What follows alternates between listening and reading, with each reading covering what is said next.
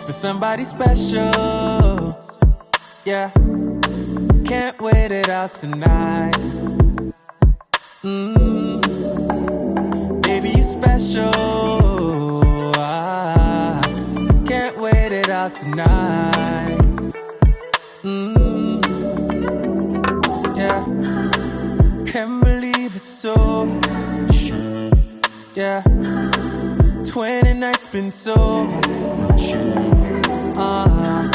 Baba don't lose composure. Yeah. Girl, my champion lover. Would you wait for me, girl? Yeah. Cause now you did cross my mind. Would you wait for me, girl? I know. Ain't no distance, ain't no time to get me back to you. Coach. Yeah. Give me coach. Yeah. Yeah, to get me back to you. Yeah, nah. Yeah, to get me back to you. And not deny it's a cos. And if God is my witness, now you be my weakness. My no be boss. See Oluwa don't bless me. Not true, no be ghost ride. If they say I didn't listen, babe, you're the one that I'm missing, girl. My darling. Hello, Tone Deaf Monk. Back at you again today with another electronics, another DAP, and this is Hiby's latest R6iii 2025. So thank you to Hiby for sending this one out to me for evaluation. And if you ever seen an R6iii or a bunch of Hibys, they all look very similar with the rectangular shape, with the volume control knob up top, SD card on the side, flip it over, there's your power on off LED indicator light, and then your forward backwards play pause buttons. On the bottom you have your USB-C input, you have your 3.5 single-ended and balanced low outs, and on the other side you will have your standard out, headphone out, and balanced out. So pretty full featured, and one thing you can always count on with a Hiby product is their build quality is fantastic. Talking about this player, it is very hard as somebody who evaluates gear to do gear reviews over, say, IMs. IMs, you're basically listening to an IM and you're going to switch some sources and some ear tips to figure out its tonal character. With electronics, a little bit harder because the gear that you're playing it on plays a very, very big part in what you hear, and ultimately that is your output. But I think electronics DAPs, for instance, do have their own sonic signature, and in order to figure out what it is, you need to compare it against all kinds of other gear, right, in order to just figure out what it is that makes it tick, and it's sonic signature. So let's jump into this and some of my observations about the R6 2025, and in a generalization, actually. For instance, let's talk about Hiby. In most of the past players I have listened to, they had a mid-forwardness to the presentation where it would push the upper mids out a bit in front, and it would make female vocals, for instance, and some instrumental really pop out, stand out. Well, in the 2025 version of the R6iii, a couple things changed. One, this versus the outgoing model, price has come down, I think about $60, so now this is $439. battery has been reduced, not size-wise, but lengthwise, and I'll talk about that in this review. And the sonic signatures, gone is the mid-forwardness of previous players. And it was kind of an interesting trend, and I get a chance to listen to pretty much all of them, and from different brands and their house sound, right? Well, in the past, you could have said Shandling's house sound was on the warmer side, right? M3 plus, M6 plus, M8 for sure, M9 plus. All very warm sounding players, and as they got into the new ones, the M5 Ultra and the M1 Plus, they have been getting less and less warm in Shandling's house sound. So that was one interesting observation. And on the other side of things, in the Hiby side of things, they have been getting more mellow each and every release that I find. So especially the R6iii. And that's kind of what I said about my thoughts about the R6iii 2025 is this is a very mini R8 without the resolution, to be frank. It's kind of warm. It's very, I think it's quite balanced. I don't think there's anything elevated or recessed in its frequency response. Let's jump into that battery. So I listened to it 2+ hours last night, and it went down to about 80%. And then I left it overnight in standby, not playing, and I'm down to 26%. So pretty much I can get 2 listening sessions, 2 hours, 3 hours maybe max on it before I need to recharge it. That's not great.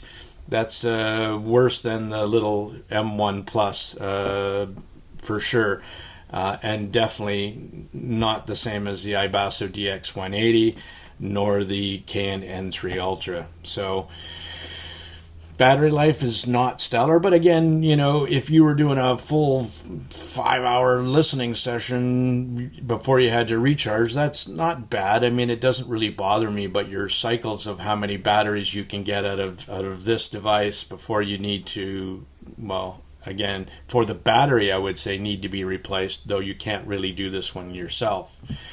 Let's talk about the other thing that was kind of... I can't drive my planar 400i's. There is not so much power going on with this. 150 milliwatts into the single-ended, 405 into the balanced at 32 ohms. Those planar 400i's that I have, the Hi-Fimans, it can't drive it. Can't get to the volume my happy place in order to listen to it before the player bags out. The Dyna Quattro from Binary Acoustics, also, even on 4.4, not enough power. 405 milliwatts is just not enough to drive them properly. Not terribly resolving. I'll put that out there. This player has a lot of... we're going to get into some comparisons in a bit here. I'm trying not to be too hard on it. Struggling here. I don't know why it exists, to tell you the truth. At $440, it's right in the middle of some of the other competitors in its price point, right? And yes, maybe coming in at $90 less than the Cayin N3 Ultra or the iBasso DX180, you're also missing out on quite a bit. When I say it's not terribly resolving, I found listening to this with a variety of different IMs and headphones, kind of its sonic signature, and it really has a Well, as we get into comparisons, it'll make more sense when I talk about that, right? It's also a $200 more expensive than the R4, which I really, really like. I think that's an excellent valued. I think if you were going to buy a DAP and you were starting off, you would either buy one for its pure sound quality, which is the non-Android Shandling M1 Plus, or if you want full-featured Android-ish, you go to the R4. For $200 more, what are you gaining in this that the R4 doesn't do? And that's really a big question, and we'll go through this. I'm not going to compare it to the R4. I'm going to compare it to some of its peers where this is supposed to be a mid-tier DAC. How does it do? Well, let's start with the N3 Ultra from Cayin, right? This is the tube hybrid. $529, so it's $90 more. You get 3 sound signatures on this in its tonal character, 2 with tube, 1 with solid state. It has a much better battery life, real world, on tube mode, full cranked. 600 milliwatts versus 500 or versus 405. And even then with the Cayin N3 Ultra, I find that it at 600 milliwatts sometimes is still not enough depending on your gear, or harder to drive gear, I should say. Here's the big difference when you come to sound and you unplug and I was listening to, just all kinds of stuff, even this inexpensive KB Ear 02, the stage difference between this two. The N3 Ultra is significantly wider, bigger, more open, solid state or tube mode. Massive difference in comparison. The N3 Ultra has a crisper, leaner, there's no warmth or coloration when it comes to the N3 Ultra. It's very clean DAP. Not dry in the fact that, especially in the tube modes, because it adds a little bit of that into it, but not a warm player. The Hiby, in comparison, this has a really mellow upper mids and treble, even in the bass. The bass is quite soft on the R6iii 2025, where it's tighter and punchier on the Cayin N3 Ultra. So the big difference here is, Android 12, full-featured Android. The other thing I will notice is, screen resolution on all these players. The Hiby is decent, nice, but it doesn't actually compete with the Cayin N3 Ultra or the iBasso DX180 for sure. It's a way nicer screen. And the Shandling is not great at all for smaller screen and resolution, but if you care about that. The N3 Ultra and the Hiby R6iii 2025, big differences. Android 12, full-featured Android. You can put whatever program you want on here for your music player, where the Cayin is a version of Hiby stripped down Android, but none of it's accessible. So it's kind of their proprietary software, and there's no Wi-Fi, there's no streaming, there's no Bluetooth. All your updates are done. This is like strictly strip it down, bare bones music player, playing your high-res files from card. No onboard memory, nothing. That's what you get. So you're getting pure music. Yeah, it's kind of like the R4 versus the Shandling M10, where you're trading off sound quality for features, right? Big difference between now DX180 and the Hiby, which they're virtually the same size. The iBasso is actually smaller. They put the volume wheel on the side, and the Hiby puts it on top. Side is my favorite. Top is definitely not for me. Again, it's a personal thing. $529, so again, same price as the Cayin N3 Ultra. So next up is going to be the iBasso DX180 against the Hiby. $529 again, so $90 more than the Hiby. Cirrus Logic chips in both.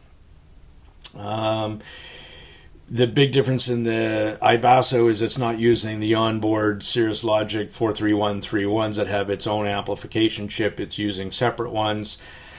A whole bunch of mojo stuff going on with the FPGA and the controller, which makes the iBasso sound so good. It was a much nicer display. That was clearly evident on the 2. Again, if you cared, again, better battery life, but they sport the same specs. But in real world, the iBasso, I can get through easily 3 listening sessions, 2-3 hours each, without having to recharge. So on paper, the specs, the iBasso kills the Hiby for signal to noise ratio and harmonic distortion.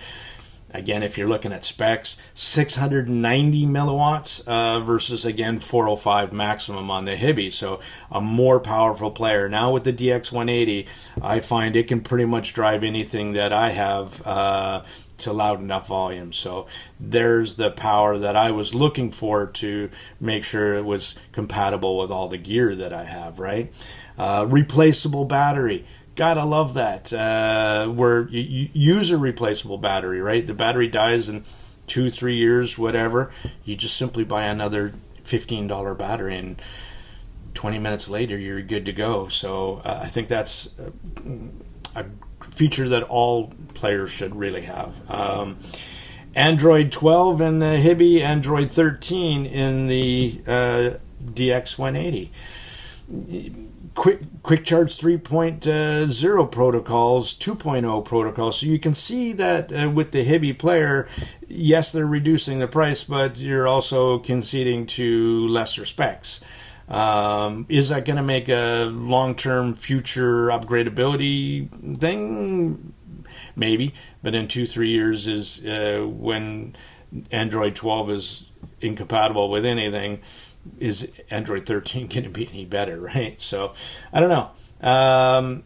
Output impedance on the iBasso is one thing that I've noticed, and people maybe not pay enough attention to, like the other Shandling M5 Ultra and the Onyx XM5. They have a pretty big output impedance, 3 and 6 over 6 ohms output impedance on balanced.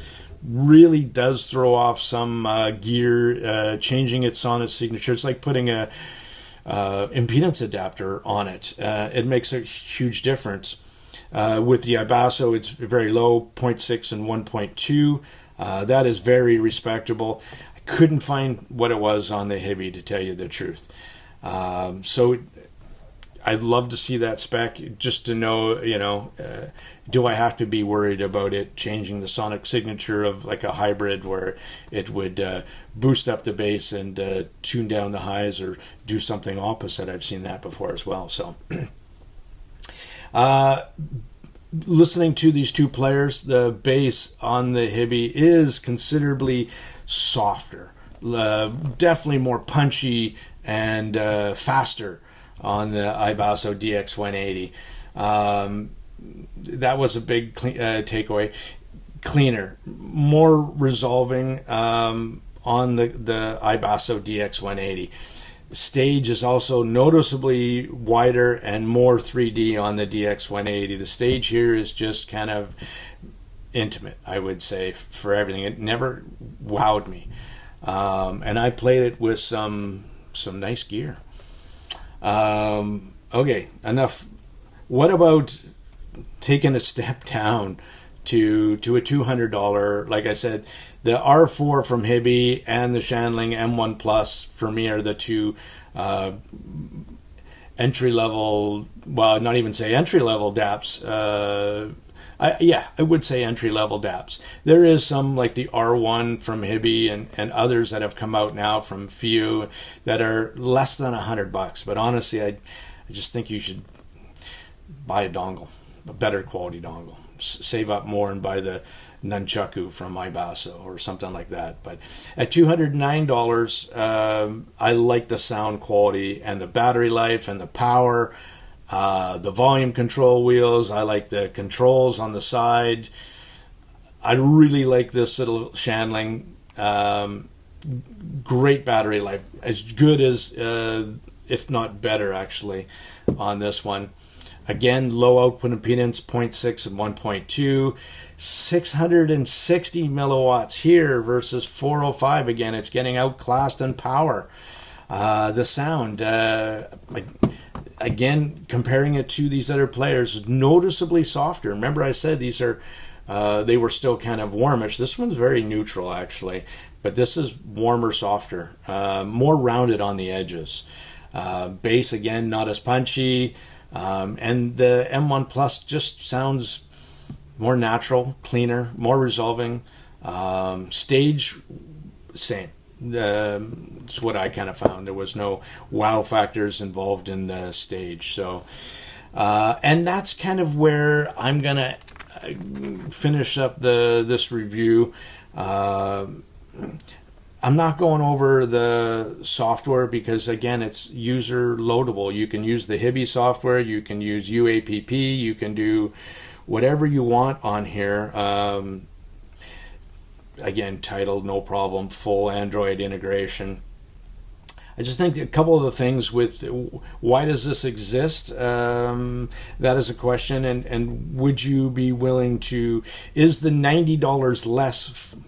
What are you getting actually for the $90 less? No, it should be for $90 more. What can you step up into, and is it definitely worth that jump? And I'm gonna basically not dance around the bush and say absolutely you should spend $90 more than the Hiby R6iii 2025. I think you would either need to step up from this or step down into the R4. I think those are the two good moves. The battery life on this, the power output, it's kind of holding it back and not really making it competitive in the current scheme of the marketplace right now. So that's kind of my thoughts on the R6iii. I mean, you're getting the build and quality of the Hiby,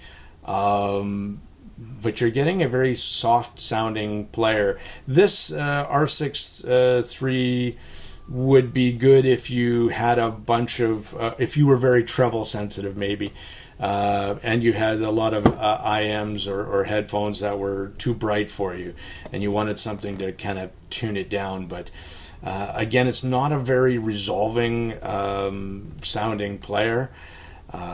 So again, its sonic signature for me was I was less than enamored with. Let's put it that way. So. Yeah, that's it for this one. Until next time, thank you for watching. Appreciate it.